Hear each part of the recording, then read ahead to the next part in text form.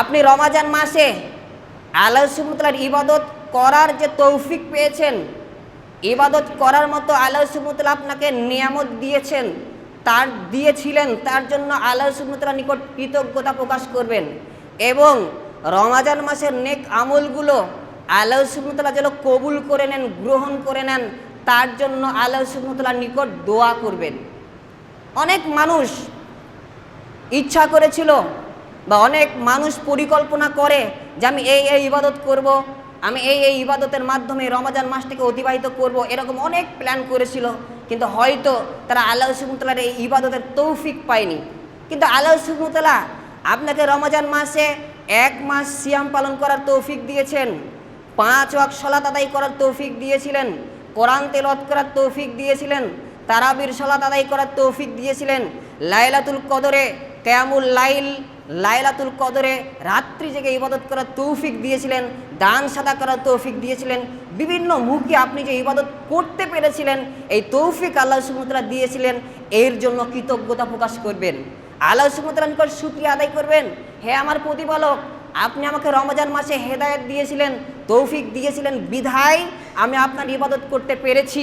এরকম কৃতজ্ঞতা প্রকাশ করবেন এবং আল্লাহ সুবহানাহু ওয়া তাআলার নিকট দোয়া করবেন, হে আল্লাহ, আমি রমজান মাসে যে ইবাদত করেছি তোমাকে সন্তুষ্ট করার জন্য, যে আমলগুলো করেছি, নেক আমলগুলো আমি করেছি, এই আমলগুলো তুমি গ্রহণ করে নাও। কারণ আমল করাটাই বুদ্ধিমানের কাজ নয়, বা আমল করতে পারাটাই সব থেকে সফলতা অর্জনের মানদণ্ড নয়, বরং আপনি আমল করবেন আর সেই আমলটা যখন আল্লাহ সুবহানাহু ওয়া তাআলা গ্রহণ করে নেবেন, কবুল করে নেবেন, সেটাই হচ্ছে সফলতার মানদণ্ড। সেই জন্য আল্লাহ সুবহানাহু ওয়া তাআলার নিকট দোয়া করবেন যাতে করে আপনার নেক আমলগুলো আল্লাহ সুবহানাহু ওয়া তাআলা গ্রহণ করে নেন। মুআল্লা ইবনে ফাদল রাহিমাহুল্লাহ তিনি বলেছেন যে সালাফগণ রমাজান মাস আসার 6 মাস আগে থেকে আল্লাহ সুবহানাহু ওয়া তাআলার নিকট দোয়া করতেন